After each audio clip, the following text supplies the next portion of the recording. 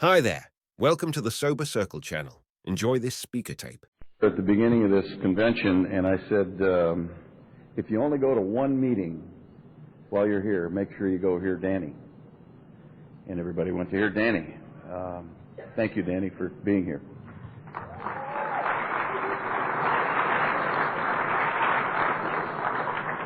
Then when he was done, I said, if you only go to one meeting, make sure you come Saturday night and listen to Liz.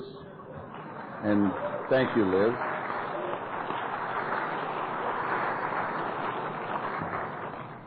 And then I've already had a conversation with the person who does the seating next year, and I said, what you need to do is you need to have the person who's going to introduce the speaker for the meeting sit with the speaker who's going to speak at the meeting. Might make it easier for him to get to know him a little better and be able to introduce him properly. So I don't know a thing about this guy, except the lies he's been telling me, and I'm looking forward to this. So what I need you to know now is if you only go to one meeting while you're here, make sure you go to the Sunday breakfast and listen to Lew. Lew, would you come up and join us?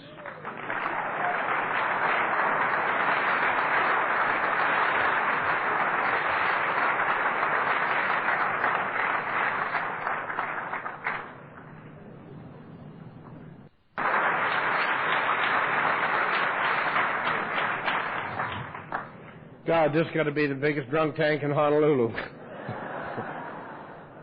I've never had so many lays in one weekend in my life. Now that we got the spiritual part over with.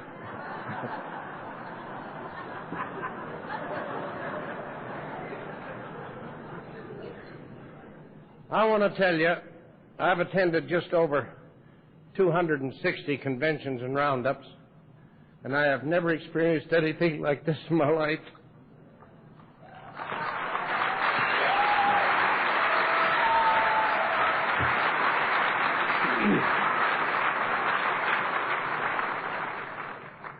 There's a few little pieces of wisdom that I think that they've put in this fellowship that some of us never become aware of. And I think one of the greatest things that was ever written, that it says it's a fellowship of men and women who share their experiences, strength, and hope with each other. And there's a whole lot of difference between sharing experiences than imposing opinions.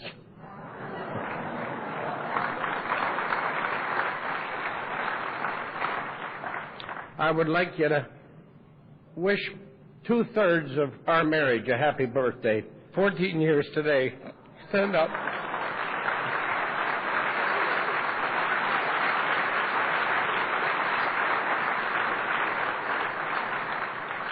And where's all the rest of the gang from British Columbia? We came in full force, too. Where are they? Where are they? Look at that. Hey.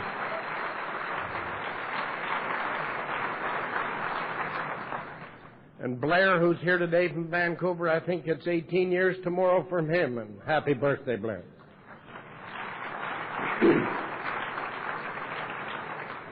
My name is Lew Fenimore, and I'm a recovered alcoholic.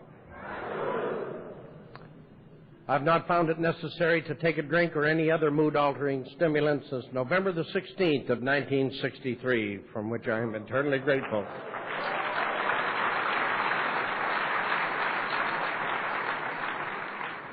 And there's only one way that this man could get from the Salvation Army from the Skid Row to Vancouver to Honolulu, Hawaii, and that's through the grace of God and the fellowship of Alcoholics Anonymous.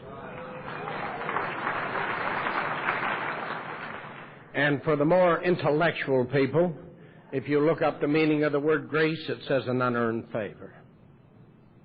I'm not an intellectual person. I was until a lawyer from Winnipeg told me that an intellectual is a person who's educated beyond his capacity to understand.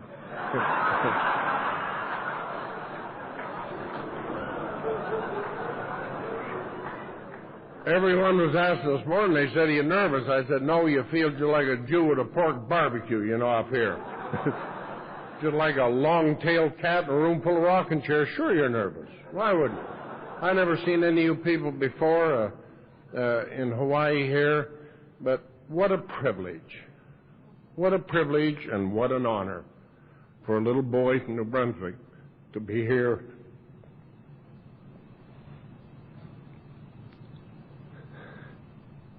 The other night I looked at that show, at the hula show,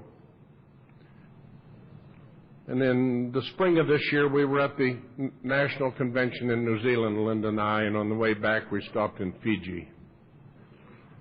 And they brought in the professional dancers to the hotel we were at and put on a show. And it would never hold a candle to what I witnessed here the other night.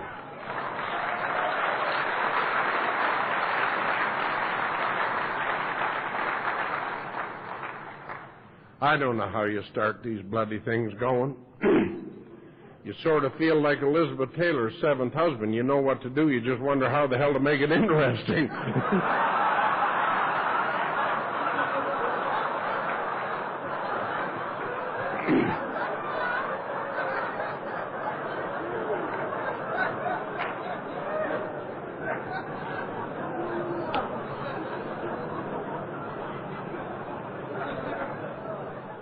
I have a copy of the big book here. I read 6 to 8 pages of this book 365 days of the year, every morning. There's one story in here I read once a week, 52 times a year. And it happens to be a lady's story, and it's the one of the 3 or 4 stories that they never take out of the book every time they do a printing, and that's Freedom from Bondage.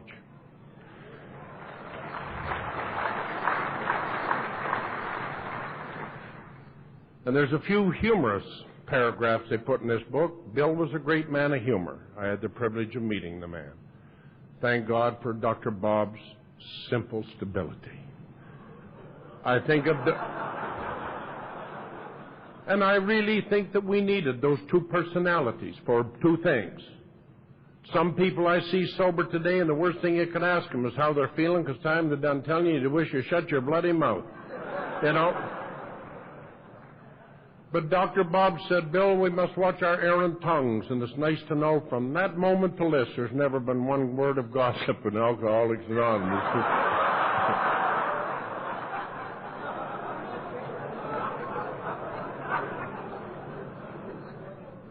Another paragraph in here, if you get right in the beginning of the book, it says, we would like to put a book together that leaves no room for argument or contention. We'll do our utmost to do that. Ain't that funny? It says we got out of the debating society. Isn't that hilarious? Those had to be Bill's writings. I have one of Bill's old tapes when he was doing one of these doctors' breakfasts, you know, where they all got up and identified themselves by profession. And they was going around this room, and this guy was Dr. So-and-so, and he was a pediatrician, and I'm Dr. So-and-so, and I'm a proctologist.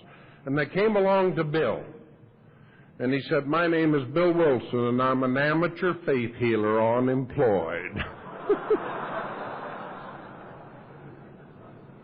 So I don't know what I am, but I know one thing that really gave me some comfort is when I realized I was a recovered alcoholic and not a recovering alcoholic.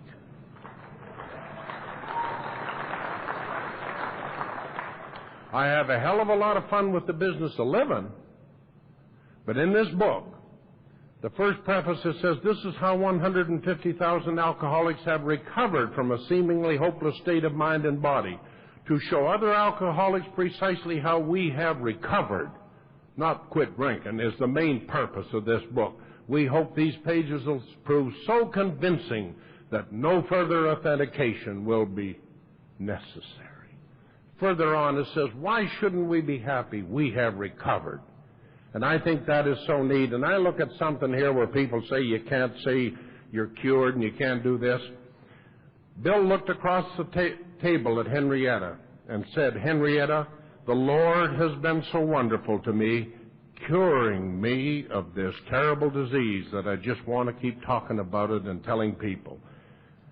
That sentence, the Lord has been so wonderful to me, curing me of this terrible disease that I just want to keep telling the people about it, has become the golden text for the program of Alcoholics Anonymous. And that's written in this book. I'm not going to tell you what page. There's a whole lot of vital information in there hidden from us, and it's all based on reality. I don't get into drink-by-drink tours of the country, because drinking wasn't my problem. It was an answer. It was a symptom of my problem.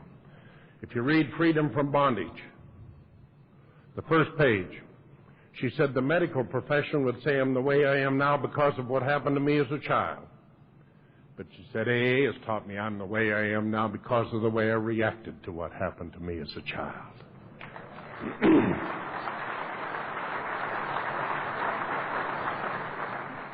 I see all kinds of people passing me in the streets of Vancouver in cars, and they're going by me, and their fingers up the air, and they're shaking their fists, and their mouth is going. They pull in front of me, and what's it say? Easy does it, live and let live. Put them on your damn dash, not on your back bumper.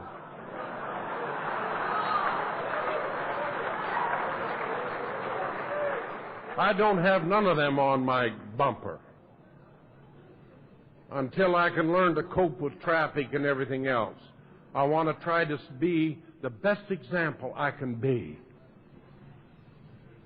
Old Chuck C. said to me one time, he said, when you walk out your front door, Lew, you're representing the largest company in the world. We're in 115 countries. He said, travel first class. My sponsor, who died a few years ago, old Joe the Wino from Tyler, Texas, he said, when you walk out of your home in the morning, you don't turn around and say, look what I got. He said, you look up and say, look what I am. This is what you're going to be judged by. How you live is your business. But we have some principles in Alcoholics Anonymous. And in that little just for today, it says, just for today I will dress becomingly, talk low, act courteously, criticize not one bit, and not try to change or improve or regulate anyone other than myself. So you don't realize that the only thing that new man that says, if you want what we got, the first thing he sees is what he's looking at. And chances are he's going to say, I don't want it like that. I look better than that drunk. Okay? So I like to dress up. I like to look good. I sat in the skid row to Vancouver where I'd messed my pants and stayed like that 3 days in a row. When I come in here instead of what an order, it was what an odor. I can't go through with it.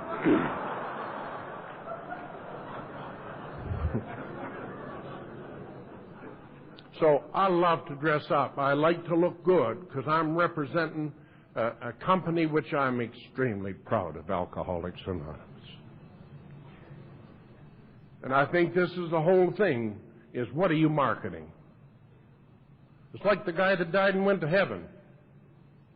And God ushered him into this gorgeous room. And he closed the door and he said, once you get settled down, I'll be back and see you. And this man looked out the window and he looked way down in the clouds, and here's a whole bunch of young people, rock music going, they're half naked, dancing, drinking, having a ball. And he called God back in. And he said, what's this I see down here in the clouds? He said, I see a whole bunch of young people, rock music going, they're dancing, drinking, half naked, having a ball. He said, that's hell. Well, he said, you sent me to the wrong place. That's where I'm supposed to be. No problem. So they gathered up his gear and they shipped him down. And he arrived in this stinking, filthy, dirty, rotten hole of a place, and in comes Satan. And he said to Satan, what's this? He said, this is hell. Well, he said, what's this I see up in the clouds? He said, a whole bunch of young people. He said, half nude, rock music going, dancing, having a ball. He said, that's our marketing department.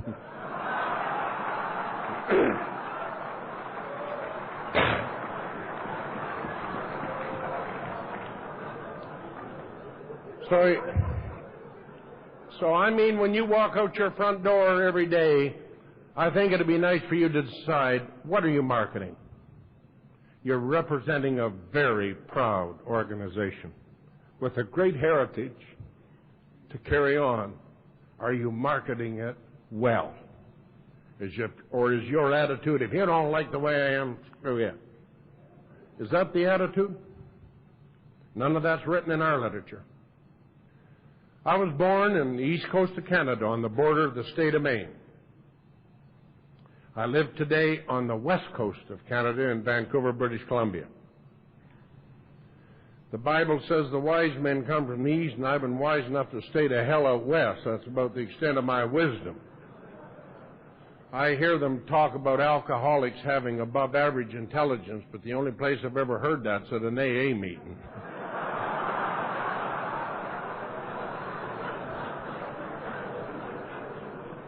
I've waited for nearly 30 years at a convention to see the theme, the keen alcoholic mind.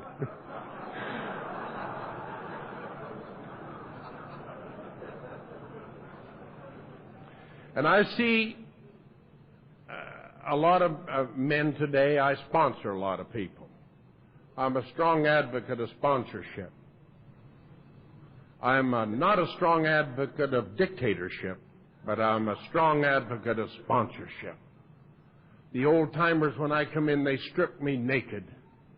But like Chuck said, they stayed there and helped me get dressed.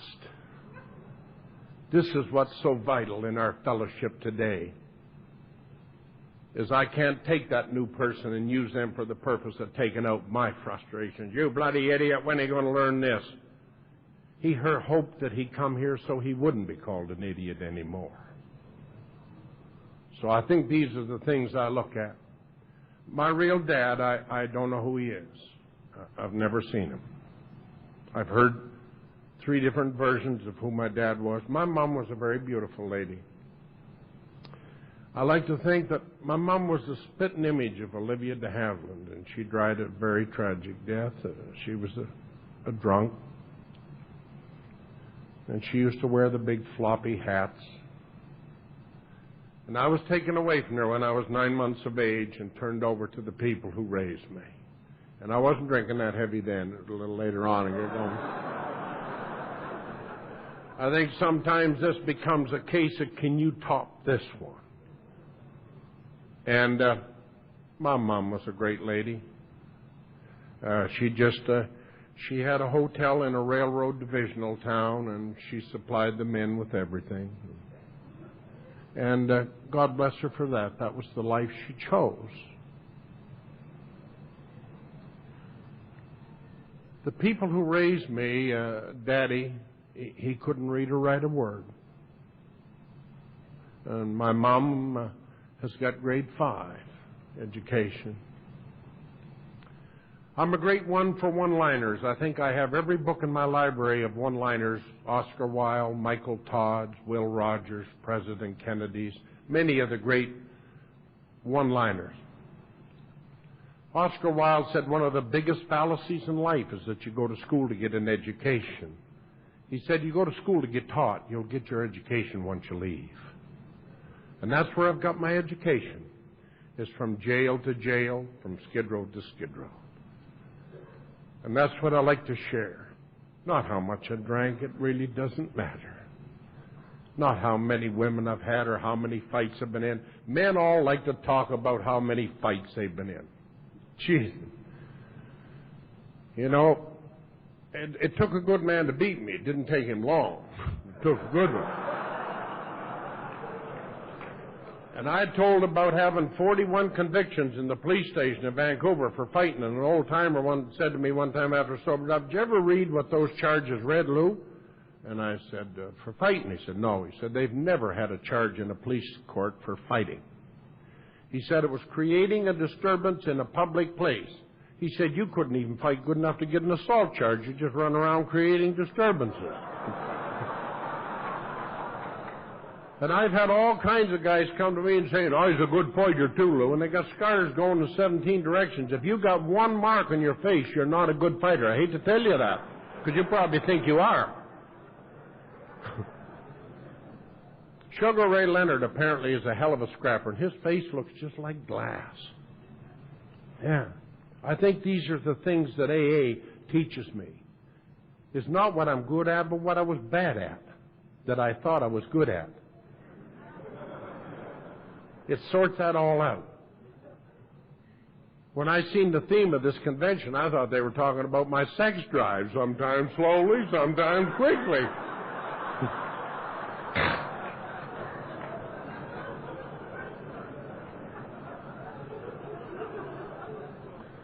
But that little town I was born in, in this little town in New Brunswick. It's got about 4 streets through it. And I used to run around after I'd sobered up, and I said, as a kid, I excelled in basketball and I excelled in hockey. Ain't very hard to excel in basketball in Perth, New Brunswick. Now, if you said you excelled in basketball in New York City or Chicago, that ain't bad. But when you excel in basketball in a town that's got 3 streets in it, that ain't no big deal. No big deal. So this book says you were about to take the first accurate self-appraisal. Only for a drunk would they put the word accurate in. Most other people just do an appraisal.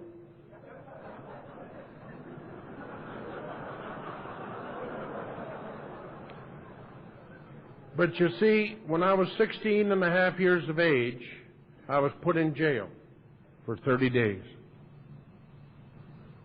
And that was the beginning of visiting a lot of jails. I never learned nothing in them. I never lost nothing in them either, so I broke even. I think sometimes we look at ourselves as losers. I remember one time a few years ago, had Eddie Fisher was on TV, and he was making a comeback, and they talked about him being a born loser. And I got thinking, you know, Connie Stevens, Debbie Reynolds, Elizabeth Taylor, this bird had more fun losing than I've had winning. So it depends on how you look at a born loser. But about 3-4 months after I got out of that jail, I want to tell you how tough I am. I'm the only child that Mom and Dad had. They raised me. About 4 months after I got out of the jail, and not long before my 17th birthday, I had been gone Friday, Saturday, 6 days, 5-6 days on a drunk with 3 teenage buddies of mine. And I come home on a Wednesday morning. And I walked into the house just after noon. My mom was a short little gal, about 5'2", and the same width, and just a beautiful little mother. And she started giving me a lecture, as any mom would do, because of my drinking. And I hauled off and smashed her in the face, and she went down in front of our kitchen sink. And I grabbed some clothes and took off before Daddy got home. And I went to Halifax, Nova Scotia. 8 years ago, last Father's Day, Mom phoned and asked me to come back and see her. She was 72 years old the next time I seen her. And if there's anyone in this room wants to talk about toughness, see me after this meeting. We ain't tough people. We just try to be tough. I've paid a hell of a price for all the fun I've had. And yet today, as a result of this fellowship, I'm scared to pray for anything for fear I get it. God has been so good to me. I took off across the country driving truck for Allied Van Lines. And in 1957, I arrived in Vancouver, British Columbia. And I went to the place that I knew best, which was the Skid Row to Vancouver. My first night in Vancouver was at the old Arco Hotel, which is today the hotel right above our Pender Street Detox. We didn't have detoxes then. I met a lady who had 4 children. She was on welfare, a single mom. All the furniture in her home had been given to her by St. Vincent de Paul to furnish the home for the 4 kids. I met her, and I moved in the next day. And I introduced that lady to a standard of living that she never dreamed was possible. Einstein came along. I looked over this furniture. I got a job with Johnson Terminals driving truck, and I thought, this is not good enough for this family. And she got introduced to the world of repossessions. New furniture, repossess. New furniture, repossess. November the 16th of 1963, I called Alcoholics Anonymous, and I had got thrown out of the Rainier Hotel on the Skid Row to Vancouver. And I had been away from my family. And somehow that night I walked back to where they lived. And there was no furniture in the home. It was empty. The lights were shut off. The phone was disconnected. And Winnie allowed me to sleep on the floor in the front room. The next morning I got up. And I went to open the cupboard to get a part of a bottle of wine that I had brought home. And do you know, a voice as clear as Bob talking to me this morning or Patty said, "Lew, your drinking days are all over." I asked Winnie what the number was of Alcoholics Anonymous. Until this day, I have no idea where I ever heard that name of this organization. I have no idea where I heard it, probably in a beer parlor somewhere. I said, "What's the number?" She said, "If you want the number, look it up." That's the most she'd said to me in months. I looked up the number. I went next door because our phone was disconnected, and I made a phone call. And I sat back, and I had a whole bunch of intellectual questions to ask these people. And it was just my luck they sent two of the dumbest bastards I've ever seen in my life to see me.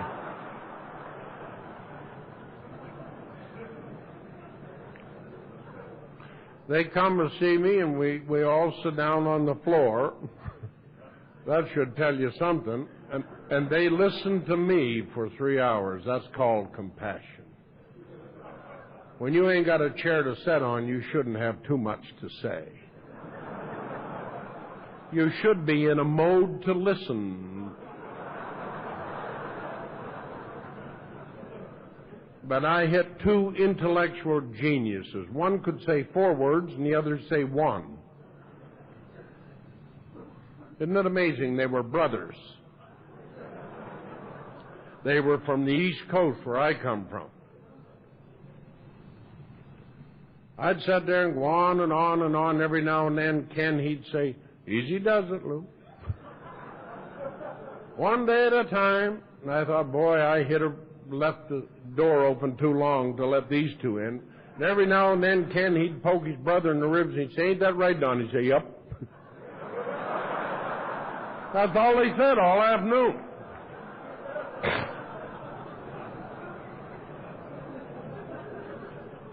But the one thing that saved my life that day was a tape of old Joe from Tyler, who, it was his talk from the Long Beach Convention in 1960. And he got me to laugh. And do you know that's so important? We've cried for years. It's so important. When you can learn to laugh at your own mistakes, it's your first signs of growth. But about 5 o'clock that night, they get ready to leave, and the dumb one,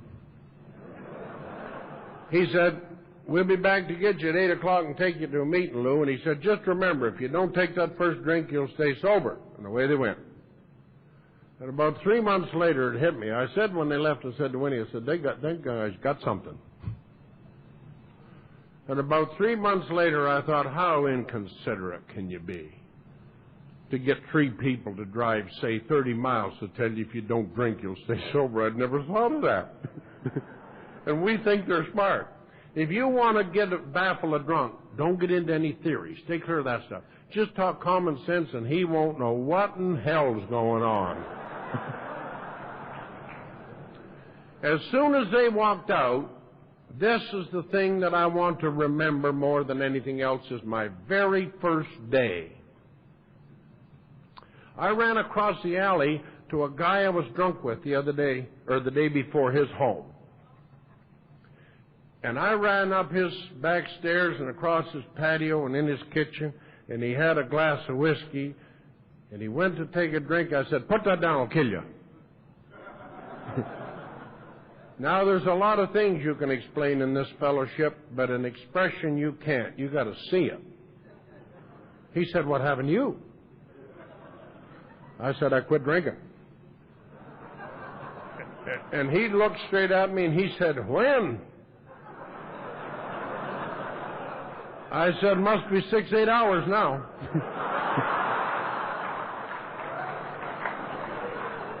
Well, sir, he asked me to leave, and I did.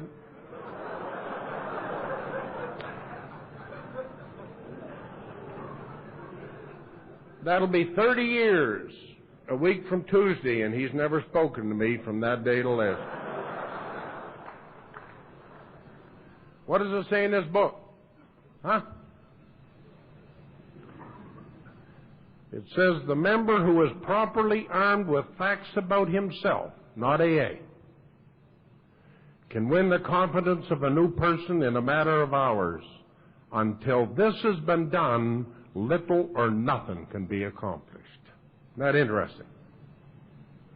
And here the Oral Roberts of AA was out living in Little Italy, getting them to dump out their wine, and they hadn't even been to my first meeting. And you see, it tells us in here the 8 basic human problems of the alcoholic. It says we were having trouble with personal relationships. Hell, I wrote that line. We couldn't control our emotional natures. We were a prey to misery and depression. We couldn't make a living. We had a feeling of usefulness. We were full of fear. We were unhappy, and we couldn't seem to be of real help to other people. Those are the 8 basic problems of the alcoholic. Isn't that interesting? That night, they took me to my first meeting, and that I want to really tell you about. I'm 6 foot tall. I was 133 pounds. 4 pounds of that's ears. I had them wine sores all over me. If you've ever been on the skids and drank enough of that cheap wine, they break out between your fingers. They're all over me. I had a black shoe on and a brown one. You still can't buy shoes like that in the same box. I got shoes of every color today, but I don't wear a black and a brown one at the same time. The first guy that met me when I walked in, he said, "Welcome, you're in the right place." And I thought, now he's recognized something that nobody else has noticed. I went home and told Winnie after the meeting what he said, and she said, "Go look in the mirror." It's the most obvious thing he could have said. But they took me up and set me right in the front row. And that night, there was a whole bunch of old vintage AA speakers. You know them ones that can lean way back over and touch their head on the floor and their feet never leave the floor. They bounce up again, you know. Most of them, they had no teeth. And I swore they gave them all about $30 worth of change, and they'd rattle that, and they'd say, "Material things don't mean nothing."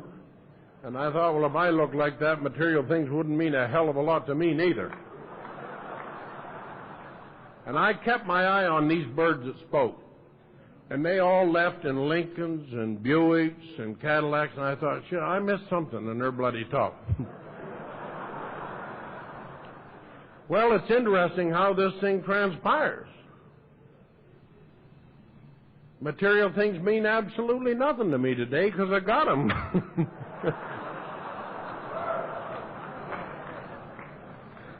You know, old Mahalia Jackson said, one of her lines, I loved it. She says, "I've been rich and I've been poor, and rich is better."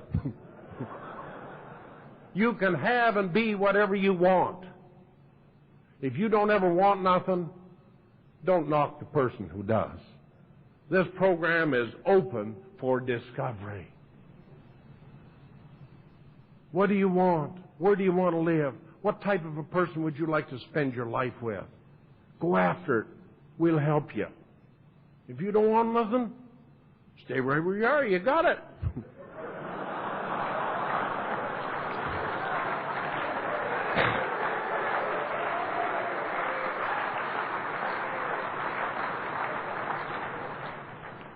See, our whole problem in life was that we never understood what people said.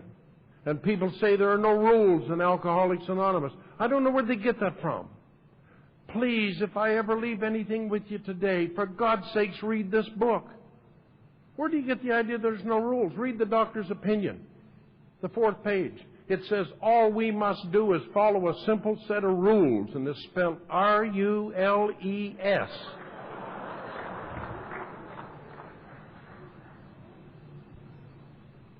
We don't like following rules. I think of the story of the psychiatrist. He went to this mental hospital to see some of his alcoholic patients. And about 10 o'clock in the morning, he walked out to have a coffee break, and here was this guy with a wheelbarrow full of cement and a pile of bricks, and he was building a wall. And he watched this for a while, and he said, you know, I've never seen bricklaying like that in my life. He said, it's a piece of symmetrical beauty. He said, pray tell me how come you're in here. Well, he said, my parents resented me, so they had me committed. Well, he said, I want to tell you, we could use people on the outside with your talents. And he said, I'm on the board of this hospital. And he said, when the board meets on Thursday, I'm going to stand on your behalf. And he said, I'll have you out of here on Monday morning. And he turned to walk away, and this jackass threw a brick and hit him right in the back of the head, and down he went.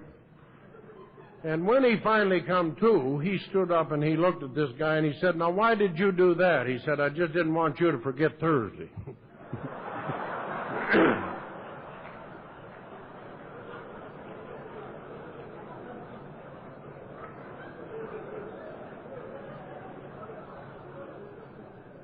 This is the way we've gone through life for years. We didn't want people to forget Thursday. There's some interesting things in Alcoholics Anonymous. I hear people talk about 12 promises on page 83. There's 79 promises in this book. I'm going to read you some here. It says, here you will find release from care, boredom, and worry. Your imagination will be fired. Life will mean something at last. The most satisfactory years of your existence lie ahead. These are good promises. You will be bound to them, people, with new and wonderful ties. You will escape disaster together, and you will commence shoulder to shoulder your common journey.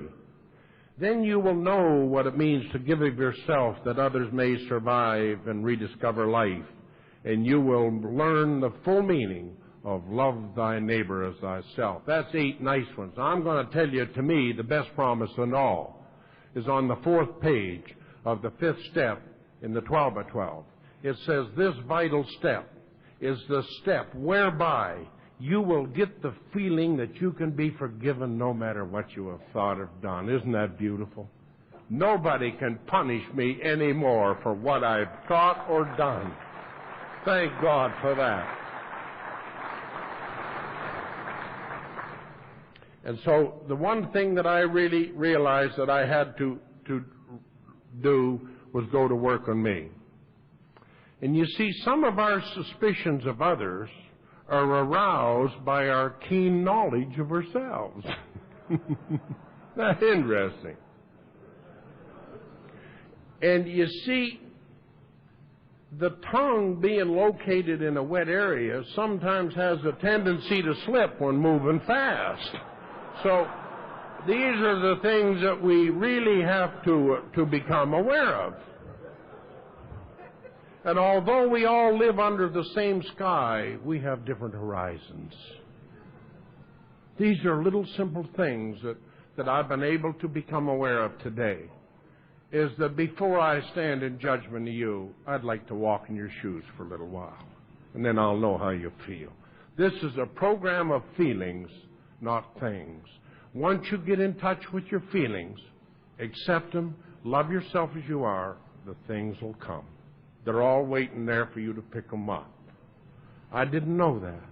I didn't understand these things. But thank God for the old-timers that took the time to explain this to me in a compassionate, understanding way. And the ones that explained it to me in a very crude way stayed there with me. I was in small debts court 41 times my first 2 years sober. I sold everybody. I owed everybody that sold anything. I never paid nobody nothing in my life. Never did.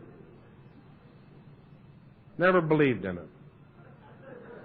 What's it say in the book? The main problem with the alcoholic centers in his mind rather than in his body. That was a revelation. That my problems weren't from the waist down, they were from the neck up. And actually, it was quite comforting to know that my problems was all in about 10 square inches here. It wasn't all over North America. You can talk about any portion of a man's anatomy. He'll even brag about some of them, but don't discuss his head. He don't like anyone in there unsolicited telling him he's nuts. And so 6 weeks into sobriety, I borrowed $200 and bought a truck and started a trucking business. And there's some people here from Vancouver that could tell this story better than me because they watched it. I just, ego. And then I got a $700 truck, a good one. It burnt 5 gallons of re-refined oil a day. I'd come up some of the hills in Vancouver and people couldn't come out for days for the smoke, you know. But anyway, what was interesting, now there's more to this trucking episode. You know, I felt that every successful person should have a Cadillac. So I got a Cadillac. And if I had to park that truck at 4 in the morning to get that thing right in front of the AA meeting, that Cadillac at night, that's where it was. And people would say, well, God, Lew must be doing good. Now it appeared that way. And they got something in the book that covers that. Yeah, they never, boy, I'll tell you, these birds were smart that wrote this book. It says, outward appearances is not inward reality at all. You can drive whatever you want, you can wear whatever you want. But I want to tell you, where you explode is in behind this shirt, not outside. This is where we're falling to pieces, is inside. And our pride ain't going to tell anybody. Pride is easy to swallow if you chew it long enough. But you know, I got so busy looking for the second truck, they repossessed the first one. And one night we were eating dinner and we heard clunk, clunk, and we looked and there they went with a Cadillac. They repossessed it. And they shut off my phone. And they disconnected our lights. And I got a quarter-page ad in the Yellow Pages, and people say, go to meetings and things will get better. I'm going to 12 a week, that's all you could go, and they're still repossessing. Well, what I found out, I got into the business world later on, is they have a conditional sales agreement. And like we don't like instructions, and we don't like rules. And when I got that Cadillac, they said, now, Mr. Fenimore, you give us $244.83 a month, you keep it. If you don't, we take it back. And it was just my luck that I dealt with a guy that kept his end of the deal. He took it back. Now, you know what I did as an AA member. I ran all through AA saying, whatever you do, don't deal with that Avco Delta. What a bunch of bandits they are. No, they're fine business people. High interest rates, fine business people. This is when I finally become aware about looking at me.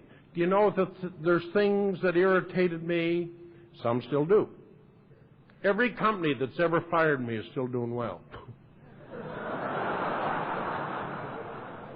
And I used to think you'll regret it. Well, maybe they did, but they've never informed me of it. These are the things we talk about taking an appraisal. All of this money, I was in small debts court, as I said, 41 times. Old Gordy, who's passed on, he was the first man who wrote into AA in Vancouver. He got up at the Pleasant Group one night of about 150 people. He said, you know, Lew, you've been talking about all this money you owed. You ever considered repaying it? And I thought, no, that's a different approach. I'd never thought of that. I thought, hell, admitting I owed it to you was a big deal for me. But they talk about pressures. If you don't intend on paying the bill, for God's sakes, don't admit you owe it. That's putting pressure on yourself because a lot of people heard you say, I owe this man some money. And this is where it all started out. Old Bert Bingham sat in my front room one night with 16 members after a meeting, and my wife sitting in the corner. And he looked me in the eye and he said, you know, you're the phoniest bastard I ever seen in Alcoholics Anonymous. Well, I didn't need a second opinion. And I didn't have to ask the guy on the other side of me, now what did he mean by that? I got quite upset. Now, a dictionary has become the greatest thing that I've ever had next to my big book. Look up the meaning of the word phony. It says refusing to see conditions as they really are. Interesting, isn't it? How many conditions today, with all your years of sobriety, do you not want to see as they are? You see them as they should be, according to this keen alcoholic mind. So I had to look at things as they were. I was speaking a few weeks ago at a treatment center. And a young fellow come up to me afterwards and he said, "Man," he said, "you're really cool." I said, "Really?" He said, "You ever looked up the meaning of the word cool, fella?" He said, "No, what's it say?" I said, "Not so hot." I don't want to be cool. Totally awesome or far out, whatever it is. I like to talk in a language where even the awesome can understand what I'm saying. And I think that's what this whole book is. The dignity comes through simplicity. I want to stay in the front row. I want to stay on the front lines. I looked one time at a nature show, and they showed an Eskimo husky team, and they usually have 8 dogs. 2, 2, 2, 2. And I looked at where they had their noses, and I want to be the front dog. I'll tell you that. I don't want to be the last guy. Don't keep bringing up the rear. Become one of our trusted servants and the leader. This convention, from Bob to Greg to Patty and Harry, the letters I had, the phone calls we had, the communication I had is like nothing I've ever received in over 260 conventions I've been involved in. It's just something you can really be proud of. You've got a heritage here.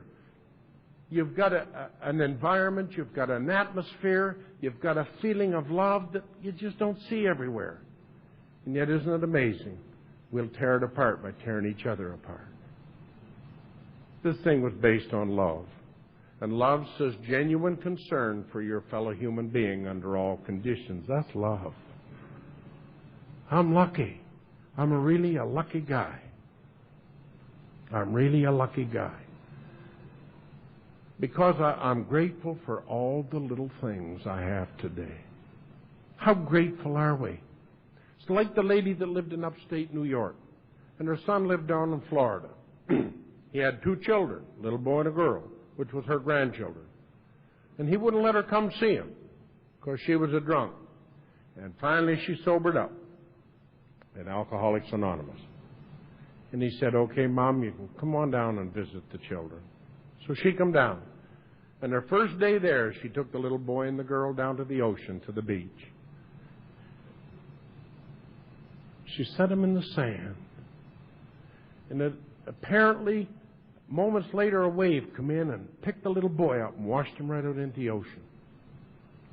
And she looked up and said, "Dear God, if you've never done anything for me before in your life, would you please return my grandson?" And the next moment, another wave washed him in and set him right at her feet. And she looked down, looked back up, and said, "He had a cap."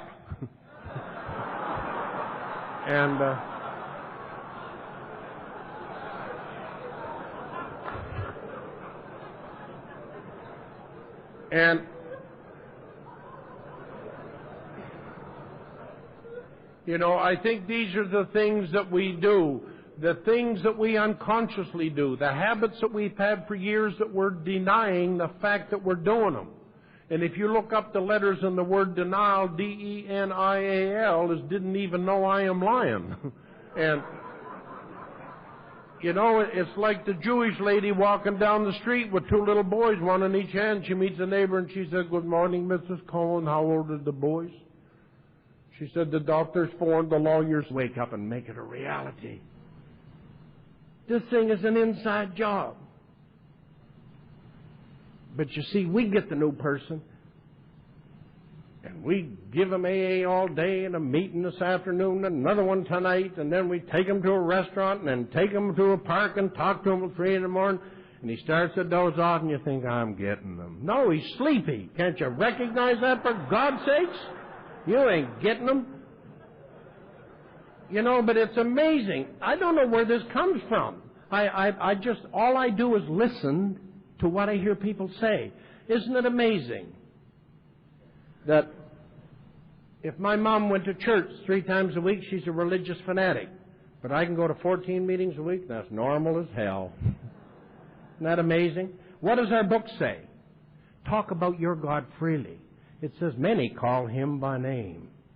Yeah, what happens if someone gets up and says, you know, I believe in the Lord Jesus Christ? None of that religion in here. Why?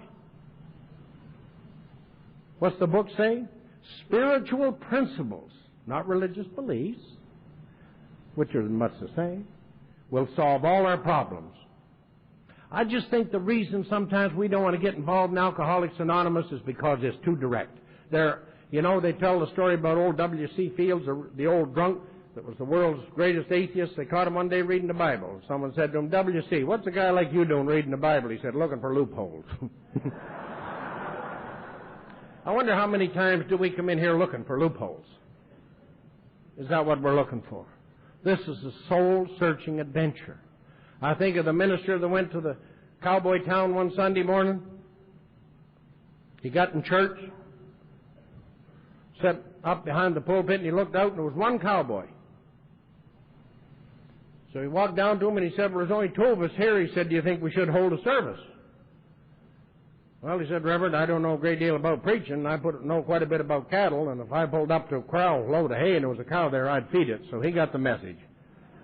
And he went up and gave this guy everything he had in scripture, verse, and song. And when he got done, he come down, he said to the guy, he said, what'd you think? He said, well, Reverend, he said, I don't know a great deal about preaching, but he said, I know quite a bit about cattle. And if I pulled up to a corral with a load of hay and there was a cow there, I wouldn't give it the whole load.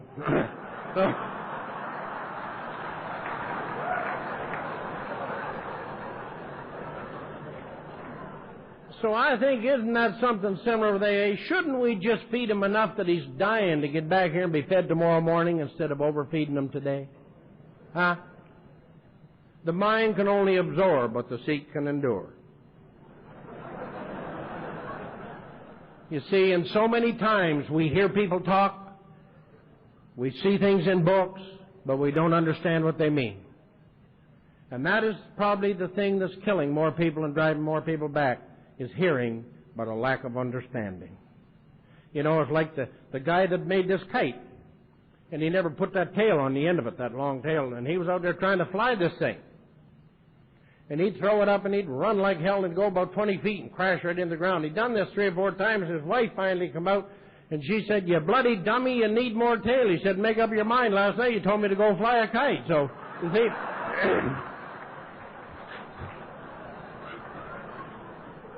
So I think lots of times that sometimes if you don't understand something, go ask them. I know we think it makes us look stupid, but no, it doesn't. It doesn't. But I was sober 3 years, and I met a fellow who got me introduced to a word called novelco. It's nova alcoholic, Greek word, novice alcoholic. And it's a 12-step setup for meetings.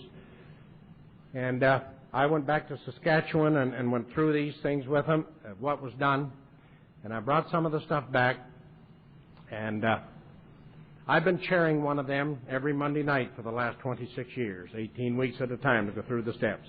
Steps 11 and 12 are in 3 distinct parts if you look at them, and 2 weeks in step 4 and 1 an introduction. And we have a format laid out, and every word that's in there, we tell you what page in the big book or what page in the 12 of 12 is found. And we have a step 1 all done out. How many people has died in your life? They talk about our lives had become unmanageable.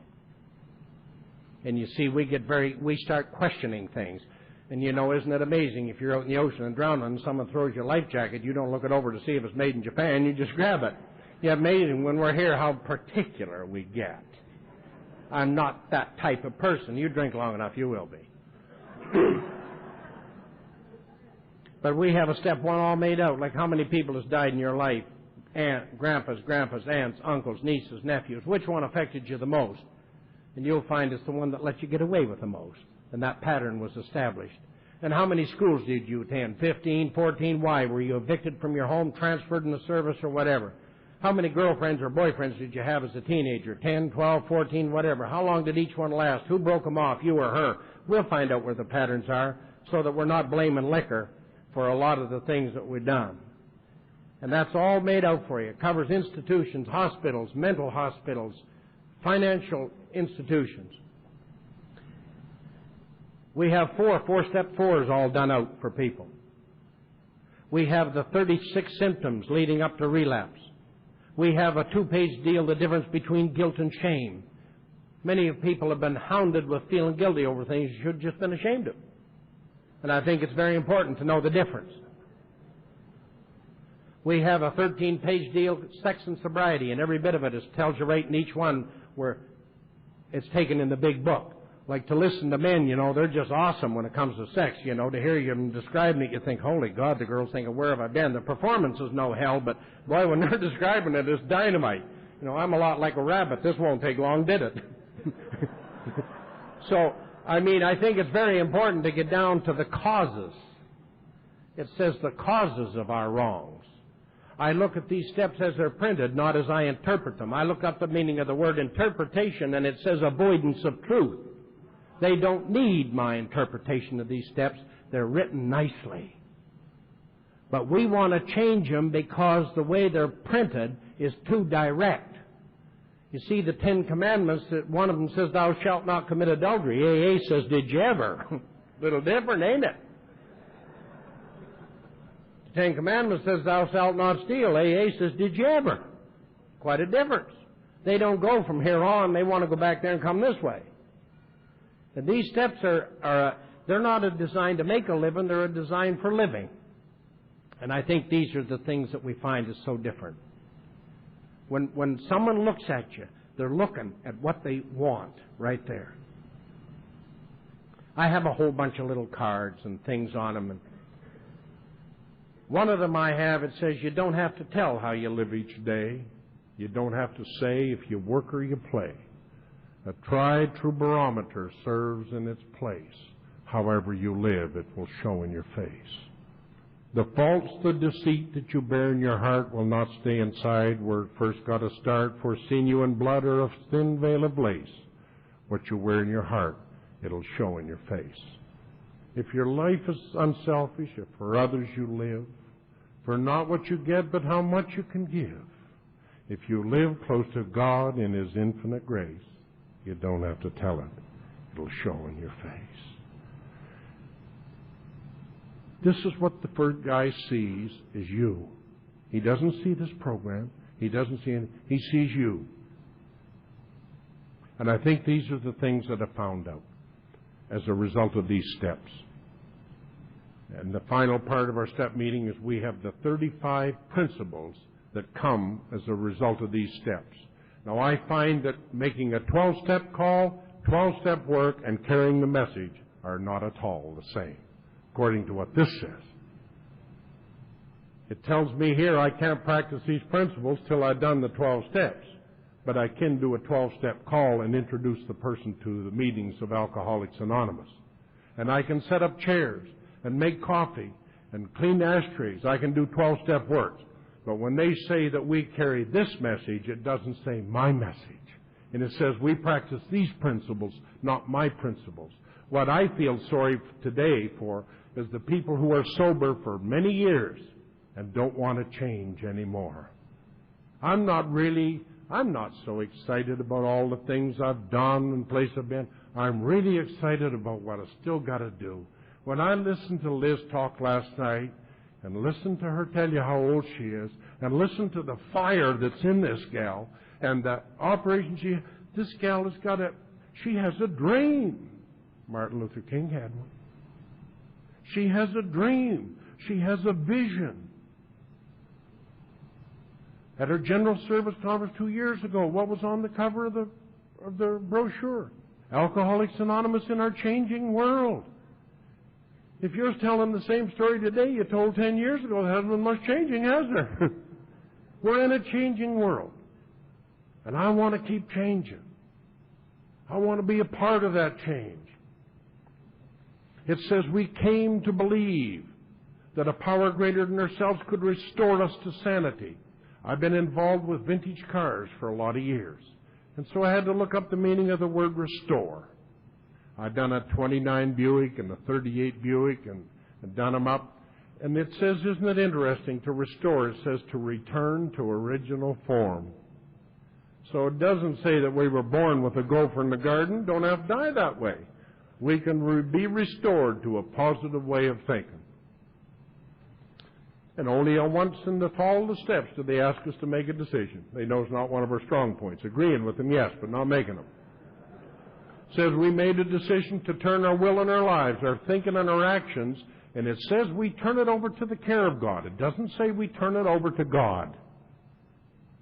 And thank God I've seen that says we turn it over to His care. I turned a whole lot of things over to Him, and He turned them right over to a bailiff, and they repossessed them. A lot of things you can't depend on Him to look after. I hear people say, when God wants me to have a job, I'll get one. And I'm thinking, who in the hell are you praying to? God will give me the courage to go apply for a job and the strength, but I'm the one that has to do the legwork. I think sometimes that borderline between humility and senility is very thin.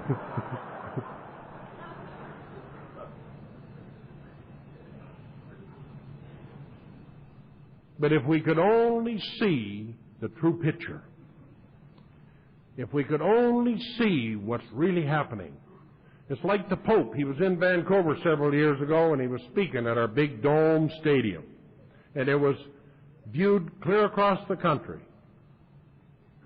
And on towards the end of his evening, he called a lady up who was blind, and he prayed and blessed her, and she could see. And he called another one up with crutches, and he prayed and blessed them, and they walked. And they brought another one up who was handicapped, and he prayed and blessed them, and they walked. That night he was going back to his hotel room, and he stepped on the elevator, and there was a guy in there with crutches, and he seen the Pope, and he said, "Don't touch me, I'm on workman's compensation."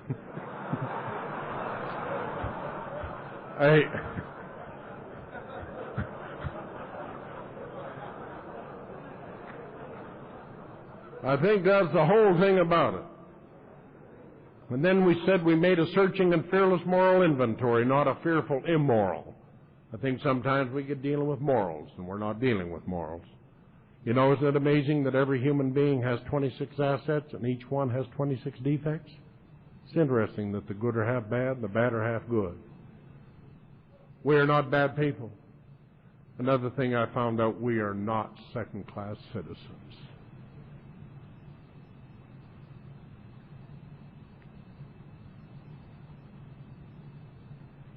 I think these are the things that it says where we admitted to God, to ourselves, and another human being, the exact nature. There's no S on that word, it's singular. Of our wrongs. If you know if you're a liar, you're a liar. If you're a thief, you're a thief. If you're a prostitute, you're a prostitute. You don't have to remember the tricks you turned in 20 years or anything else. We're looking for the exact nature of the wrongs. And then it says we were entirely ready to have God remove these defects of character, and we humbly asked Him to remove our shortcomings. One is the thinking, the other is the action. Everything I say or think, a thought precedes it. Gossip, criticism, slander, jealousy, envy, greed. A thought precedes everything I do. And then it said we made a list of all persons we have harmed. It doesn't say the people we've hurt. And I hear a lot of people twist that around and say, "Oh, I've hurt so many people." We're not talking about that. We're talking about the people you've harmed. I could leave here today and just tear Patty to shreds for 4 years, and all of a sudden she hears about it. And she says, "How could a friend hurt me like that?" It's now hurt, but the harm that has been done is unrepairable. Unrepairable. We are building an archway through which we walk a free man. Try and help your fellow man and fellow woman. They're having enough struggles as it is. In 1985, I was invited to speak at the National Assembly in South Africa, and I was able to take 2.5 months, and they flew me to 26 different places in Africa, and I spoke. And I had an opportunity to go to the famine camps in Ethiopia. And it's something I'll always treasure because it makes me grateful for all the little things I got. when you can stand and watch these little tummies just quit moving. I'd be hundreds and hundreds and hundreds. And you're belly aching because you've had to eat Kraft dinner 3 times this week. They won't ever know what it tastes like. Jealousy, envy, and greed is our 3 biggest killers. We just don't ever have enough. I'm very fortunate. And then it said we made direct amends to such people wherever possible, except when to do so would injure them or others. And I hear people, 4 weeks ago I listened to my 706 Step 5 at the treatment center at home. I listen to one every week, sometimes 2. I find it no problem today. I average a minimum of 5 meetings a week, sometimes 6 or 7, but I never go to less than 5. And when you're given 168 hours a week and 5 in AA, that's not too bad, is it? I'm in the horse racing business. I'm the program director and the counselor for the BC Racing Commission, which is a gambling industry. So given 5 hours out of 168 ain't no big deal. You're still not overdoing it. I looked up the meaning of the word amends, you know. It says to change. When they amend the Criminal Code of Canada, they don't all get up and apologize. Maybe they should, but an amend is to change. What do we want to do? We want to apologize. An apology is not an amend. An apology is merely an acknowledgement that I thought it, said it, or done it. And when I apologize to my wife or anyone else, that is not an amend.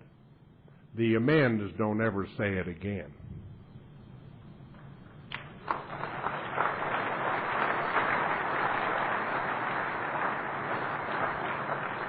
And when it said we continue to take a personal inventory, and it says when we were wrong, not if we were wrong. And it says promptly admitted it. It doesn't say to explain it. I never admitted anything in my life. You know, I could say to Liz, I'm sorry for what I said to you last Saturday night. And if she don't say nothing, I'll say, but now the reason I said it was this.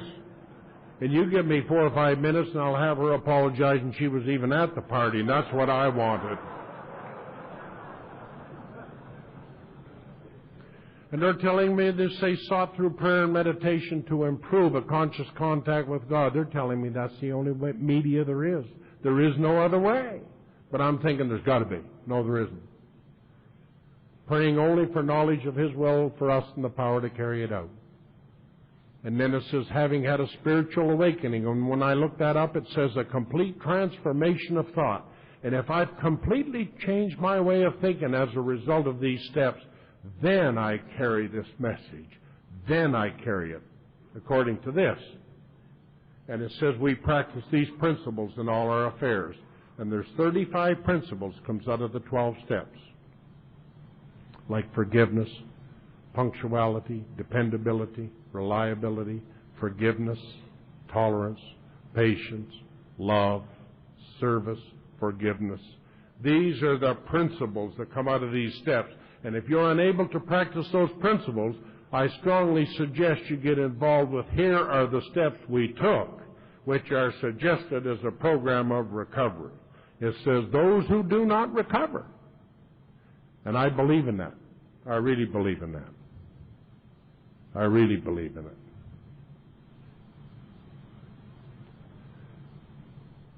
God has been awfully good to me. You people have been awfully good to me. There's no way that I could ever begin to repay this fellowship for all the things that I've been given. I tried to get through life BSing and impressing people. I've got 6 children, 13 grandchildren. 3 years ago, I was supposed to be at a convention, and I couldn't get to it. The last minute, I got a phone call, and they said a speaker canceled out in a place in Cranbrook. And they said, could you come up? So I jumped in my car on Saturday morning with 2 other guys and took off for Cranbrook. That weekend, when I was speaking at the banquet, I looked out in the crowd, and there was a little blonde there. with a great big guy with her. And I figured that was her husband. And that's the little lady I'm married to. And it was her nephew or cousin. She had taken him there hoping he might hear something. And afterwards she come up and gave me a hug and said, I enjoyed what you had to say. And I gave her my card. And I said, well, if you're ever in Vancouver, give us a call. We'll show you the city. Well, about 2 months later, we never even had a cup of coffee that weekend. 2 months later, she wrote me a letter and said, I've listened to some of your tapes. And she said, you know, you've opened up so many areas of my life. And she said, if you don't want me to write any more, my phone number's here. Give me a call and I'll understand. And we never did see each other until February. That December, Linda took off for Australia and New Zealand. She spent 3 months down there that winter, 4 years ago. And she asked me, phoned and sent me a letter if I would meet her plane when she come back from Fiji on February 23rd, that following year. So for 7 months, we just phoned and wrote letters. And you know, it's amazing how much you can fall in love and learn about love on paper. In fact, I think maybe that's where you learn it all, is on paper. Because making love is such a short experience. Don't take long. But learning how to love is a 24-hour deal. And I met her. I stayed overnight, went back to Vancouver, and I flew out 3 weeks later and asked her if she would accept a diamond, and she did. And we were married 2 years ago, October the 27th. When she talks, Linda said many times, her and I have never had a fight, an argument, or a disagreement. Never have. And why? Because I've learned as a result of these steps to do a lot of little things called respect. I would say probably without any exaggeration that 80% of all the clothes that this lady wears, I go shopping for them and pick them out.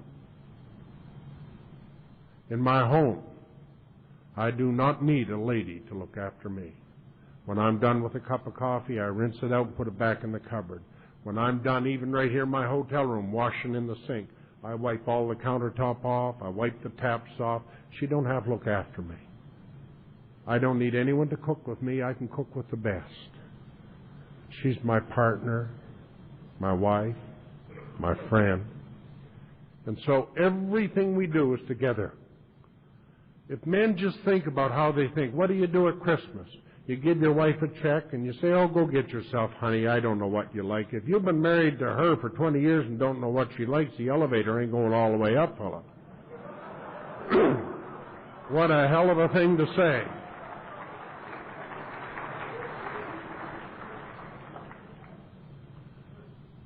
Everything we do is together.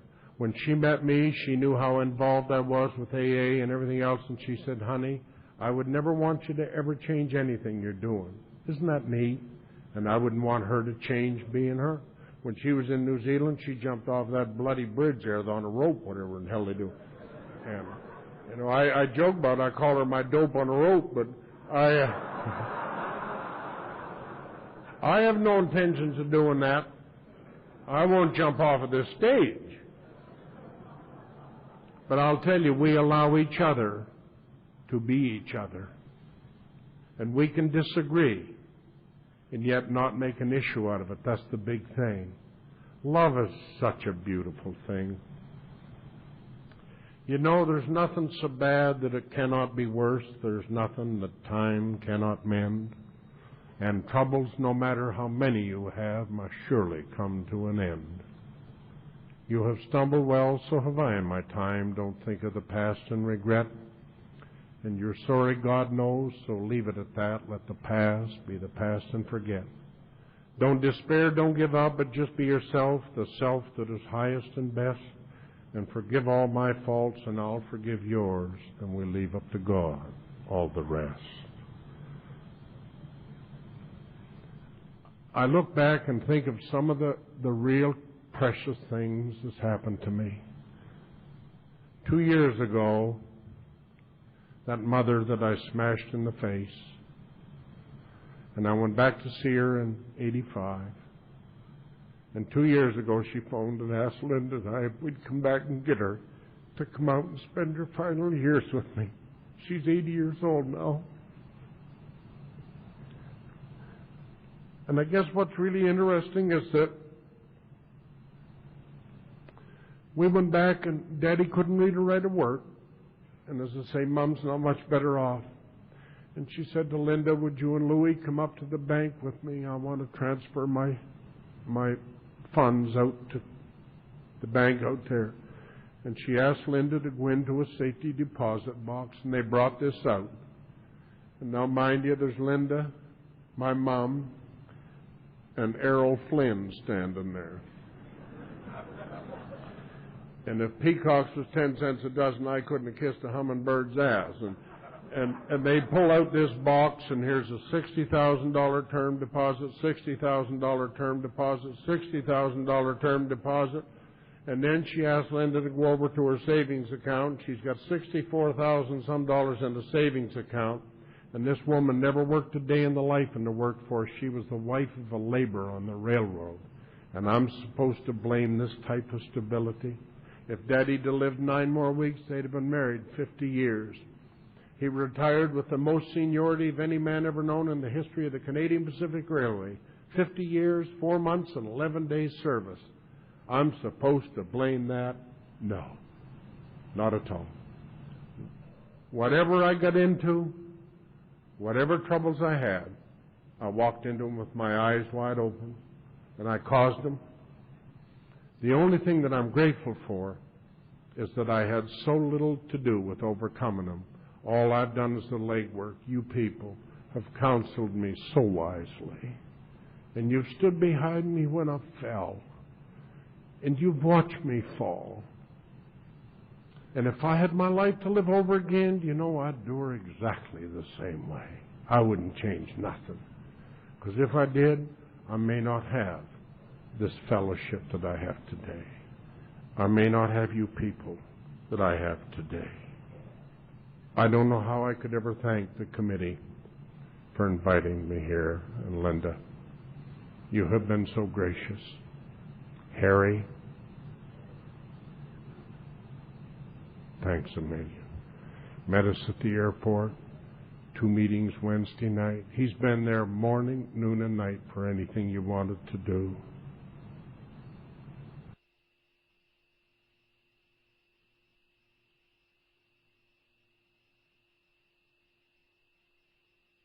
I love you so much. And you know, I'm going to close with a little story, and you do it at most of the meetings anyway, but maybe we just don't understand sometimes the significance of it. And it's about the story of a couple who lived in the prairies in Canada, and they went out to look over their fields one night in the fall, and it was cool in September, and they took their little boy with them. And I see one standing here. And as children sometimes do, he ran off, and they couldn't find him. And they hollered and yelled and screamed. And he got lost. And they went in and phoned the Reserve Army place and asked them if there was any possibility of sending some troops out or some reserve militiamen to help them find their son.